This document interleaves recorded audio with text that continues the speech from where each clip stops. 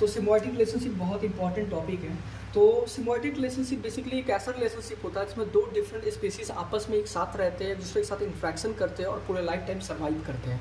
याद रखना है कि सिम्बायोटिक रिलेशनशिप में दो डिफरेंट स्पीशीज का बात करते हैं। सेम स्पीशीज एक जगह रहकर आपस में इंट्रैक्शन करता है, उसको हम लोग सिम्बायोटिक रिलेशनशिप नहीं कहेंगे। इसमें क्या होता है, डिफरेंट स्पीशीज का बात कर रहे हैं। इसमें क्या होता है कि जब दो ऑर्गेनिज्म साथ रह रहे हैं तो ये भी हो सकता है कि इसमें दोनों का बेनिफिट मिले, या तो हो सकता है कि एक को बेनिफिट मिले दूसरे को हार्म मिले, या तो हो सकता है कि एक को हार्म मिले दूसरे को कोई फर्क नहीं पड़े।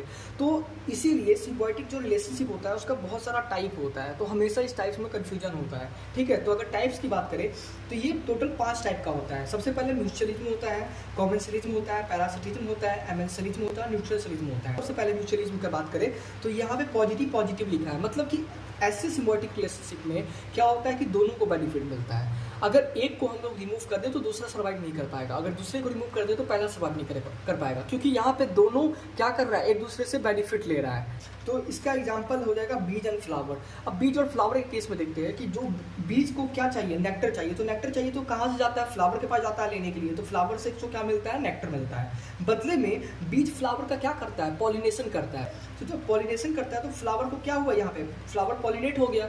ठीक है, तो यहाँ पे क्या हो रहा है, दोनों का फायदा हो रहा है। अगर बीज हनी बी का स्पीसीज अगर लुप्त हो जाए तो जो फ्लावर हनी बी पे डिपेंडेंट है पॉलिनेशन के लिए, तो उसका पॉलिनेशन हो नहीं पाएगा, तो फिर उसका स्पीसीज क्या होगा, लुप्त हो जाएगा। तो इसमें क्या होता है म्यूचुअलिज्म में कि अगर एक स्पीसीज गायब हो जाए तो दूसरा स्पीसीज सर्वाइव नहीं कर पाएगा। तो इस टाइप के सिम्बायोटिक रिलेशनशिप को हम लोग म्यूचुअलिज्म कहते हैं, जिसमें दोनों का फायदा हो।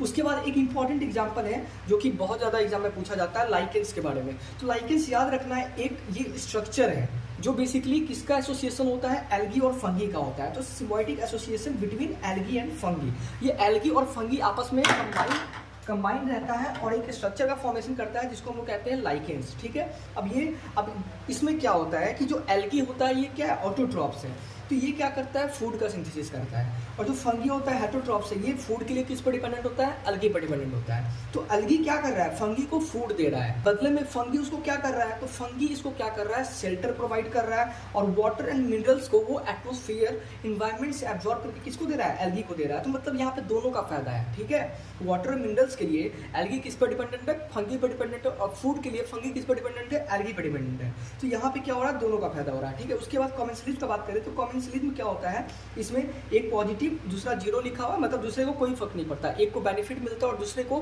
कोई फर्क नहीं पड़ता है, ना उसको कोई हार्म होता है ना उसको कोई बेनिफिट मिलता है। One species is benefit while the other is neither had nor harm.